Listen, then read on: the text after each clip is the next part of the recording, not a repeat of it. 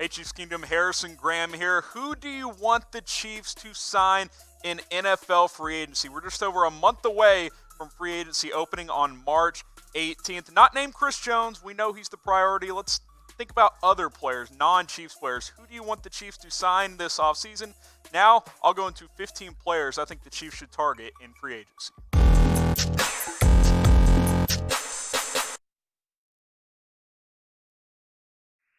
Welcome into the Chiefs Report. This is kind of the free agency outlook for Kansas City. Not a ton of cap space, roughly $13.7 million projected cap space. That has not been officially announced, the NFL cap number for 2020. Now, obviously, cutting Sammy Watkins, which we've talked about a lot, would free up an additional $14 million for the Chiefs, so we'll see what happens there. And we all know the main free agent target for the Chiefs is Chris Jones. The 15 players I'm going to get to in just a second are non-members of the Kansas City Chiefs. We know this is the priority, getting Chris Jones back on a long-term deal. And if that happens, quite frankly, the Chiefs will be pretty quiet in free agency, and that's okay because they won the Super Bowl this past year. You bring back Chris Jones, make a couple of minor moves, you are good to go. But if they lose Chris Jones or if they want to make some other moves, we have some players to look at. Now, these are the 5 biggest needs entering the offseason. I've got defensive line at number 1 because if you lose Chris Jones, that becomes a major need with Frank Clark being your only main guy. Cornerback is still a need. Kendall Fuller, Bashaud Breeland set for free agency as well. Linebacker, I think the Chiefs can upgrade in that department. Offensive line, Andrew Wiley's a free agent. Lawrence Duvernay-Tardif could be cut to save some money, so the guard position is key. And then backup quarterback, we'll see what happens with Chad Henne and Matt Moore, but those are 5 areas I'm looking at for the Chiefs. So let's get into it. 15 players the Chiefs can target in free agency, starting with Jordan Phillips. Let's look at some defensive tackles here. The player for the Buffalo Bills had a breakout season this year for Buffalo. Had been quiet his first couple of years in the NFL. Look, this guy's massive. 6'6", 340 pounds. I think this becomes one of the top targets for Kansas City if they lose Chris Jones. Again, when we're looking at defensive tackles, mostly it's if Chris Jones does not come back in 2020 and signs elsewhere. You see the numbers there, 9.5 sacks this past season. Really had a breakout season. He's good against the run. He's good against the pass. Kind of a complete player. Put it all together in 2019. I'll be curious to see what his market is because this is really the only year he's had a really good season. But funny how that works. Contract year, plays the best of his career.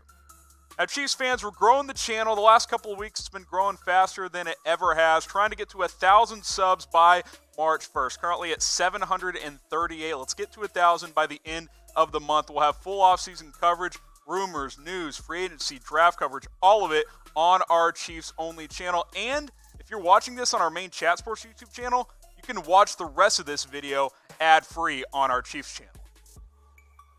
Okay, next player here, we got Michael Brockers out of the Rams. Now, the Rams are in an interesting spot because they got a lot of expensive contracts, guys, which means guys like Brockers probably won't be able to be retained in 2020. So, why not Kansas City bring him on board again if they lose Chris Jones? I don't see the Rams paying him.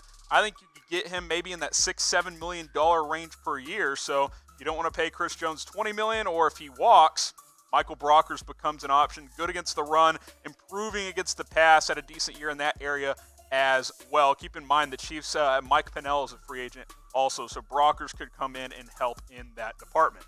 Last guy here, bargain bin option for Kansas City. That's Mike Daniels. Now, it's been a couple of years since he was really good with Green Bay. Didn't do much last year in Detroit. Only played in 9 games for the Lions last season. But if Mike Pennell walks, this one really doesn't relate to Chris Jones because I don't think Daniels is going to cost that much. You could get Chris Jones and then sign Daniels for cheap as well if Mike Pennell leaves. Now, I want to keep Mike Pennell.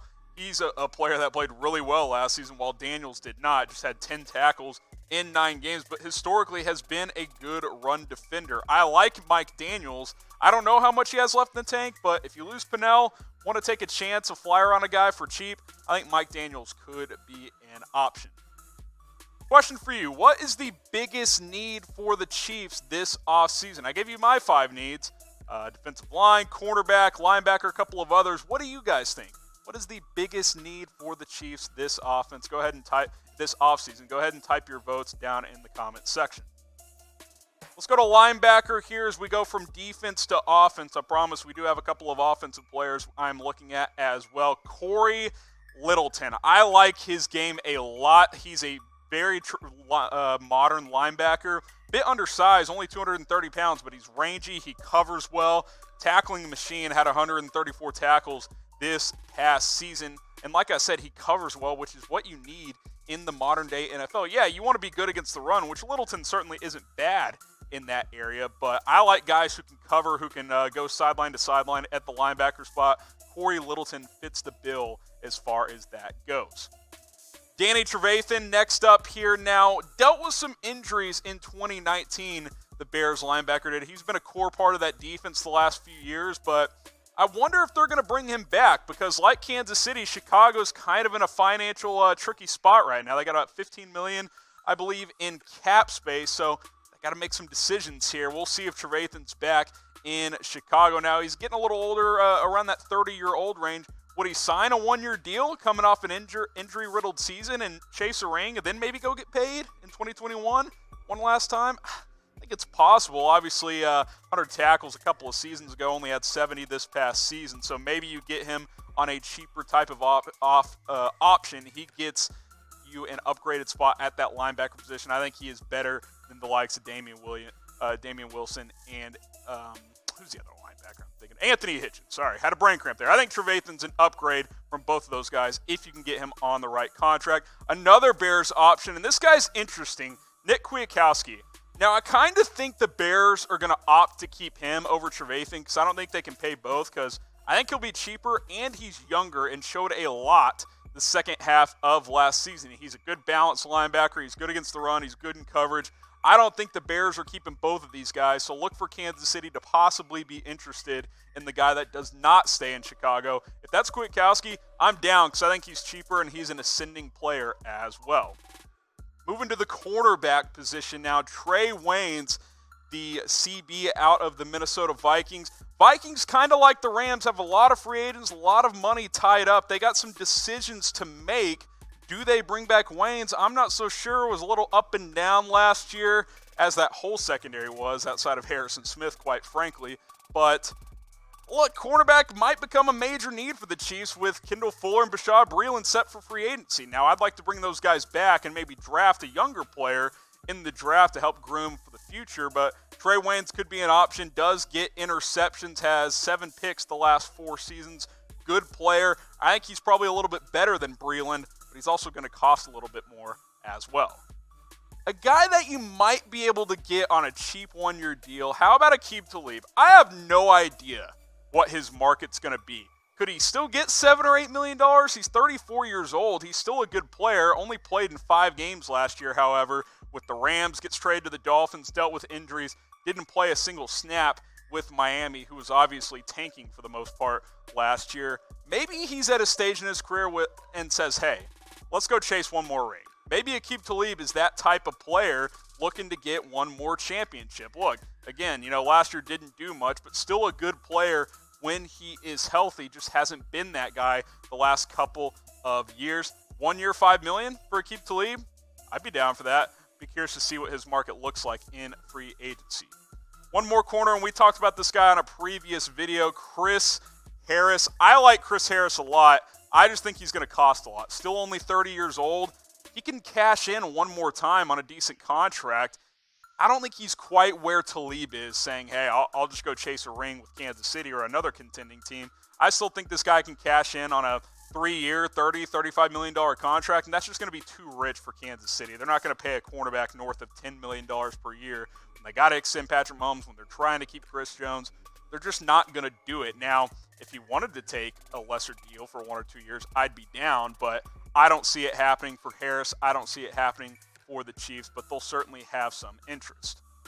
Now, pick a cornerback. These guys were teammates for a while, Aqib Talib and Chris Harris. I talked about both. Type T for Talib, type H for Harris. Just pretend it's only for next season, because obviously Talib's older. If it's for 3 years, you're going to take Chris Harris, but go ahead and type your votes down below. Type T for Talib, type H for Harris. Moving over to the offensive side of the ball, Chase Daniel. I mentioned backup quarterback is a need for this team because Chad Henne's a free agent. Matt Moore's a free agent. I don't know what those guys' future looks like. Hey, if Matt Moore wants to come back on a minimum deal, I'm down. He played well in the couple of games that Mahomes missed. I don't see Chad Henne coming back. He might just retire after winning a Super Bowl ring with the Chiefs this past season. Daniel's reliable. He played with the Chiefs from 2013 to 15. He knows Andy Reid's system. I think this makes a lot of sense. He's made a lot of money as a backup. He'd probably be willing to come on board for pretty cheap. Who do you want as the backup to Patrick Mahomes next season? Anybody out there? There's a lot of them available. Guys like Colt McCoy. You can go get a Case Keenum. Maybe you can trade for a cheap veteran. Who do you want to be the backup to Patrick Mahomes in 2020? Matt Moore on a one-year deal would still be my preference, but if he retires, give me Chase Daniel, a guy who knows the system very, very well.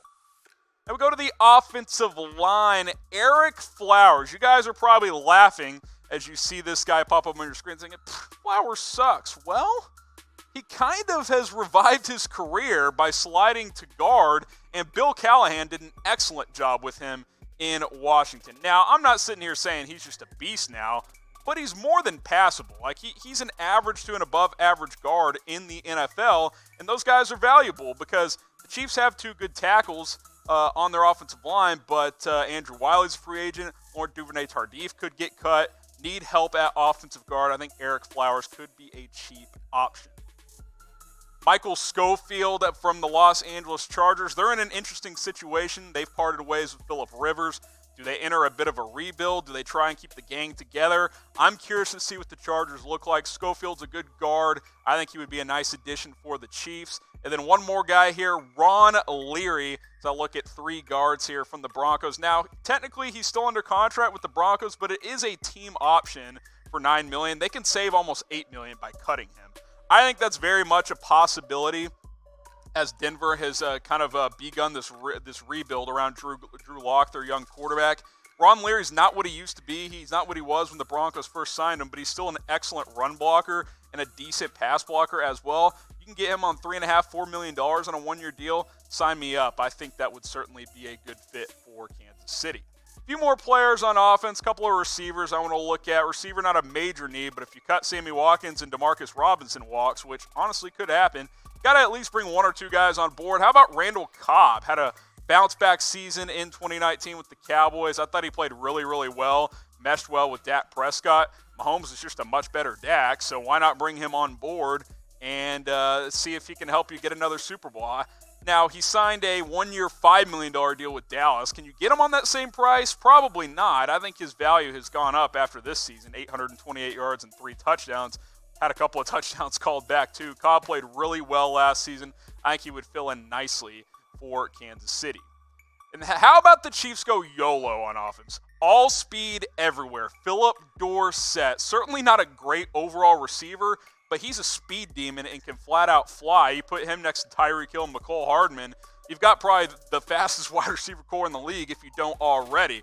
I think he could flourish in this offense, potentially getting a lot of man coverage looks with all those other pieces on offense. Sammy Watkins might be gone, like I said. Demarcus Robinson might walk in free agency as well. I know a lot of teams are going to be interested in him. And look, he hasn't quite put it all together, but I don't know that he's a great fit with the Patriots at this point because he's either a guy that goes deep or goes underneath. Well, Julian Edelman is Tom Brady's safety target, and Brady doesn't really have a big arm anymore. So Dorsett going deep in New England doesn't really have a ton of value.